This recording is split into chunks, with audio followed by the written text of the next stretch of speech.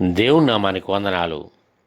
Doctor Theresa Paul గారు వ్రాసిన శాశ్వత సత్యము పుస్తకం నుండి మీరు వింటూ ఉన్నారు.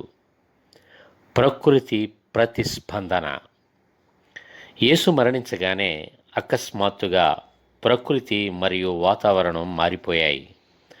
అప్పుడు దేవాలయపు తెర పైనుండి క్రింది వరకు రెండుగా చినిగింది. భూమి వణకింది.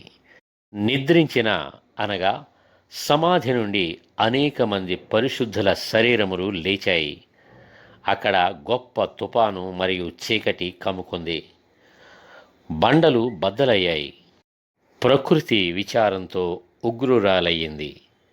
ఈ కార్యాలన్నీ చూచిన జనులు మిక్కిలి భయపడి, నిజముగా ఈయన దేవుని కుమారుడు అని చెప్పారు.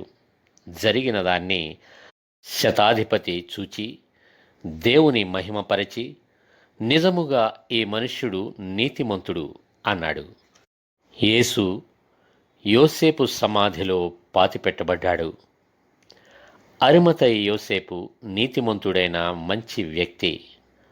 అతడు యేసుకు శిష్యునిగా ఉండేవాడు.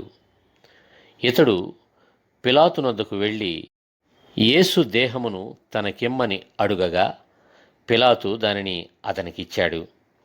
యోసేపు ఆ దేహమును శుభ్రమైన నారబట్టతో చుట్టి తాను రాతితో తొలిపించుకున్న క్రొత్త సమాధిలో ఉంచాడు. పిలాతు గట్టి భద్రత ఏర్పాటు చేయుట. ప్రధాన యాజకులను పరిసయ్యులను పిలాతునొద్దకు కూడివచ్చి, అయ్యా, యేసు సజీవుడై ఉండినప్పుడు 3 దినములైన తరువాత నేను లేచెదను అని చెప్పుట మాకు జ్ఞాపకమున్నది. కాబట్టి 3వ దినము వరకు సమాధిని భద్రము చేయ ఆజ్ఞాపించుము అని చెప్పారు. గనుక పిలాతు దానిపై పెద్ద రాతిని ఉంచి రాతికి ముద్ర వేసి కావలి వారిని ఉంచి భద్రం చేశాడు.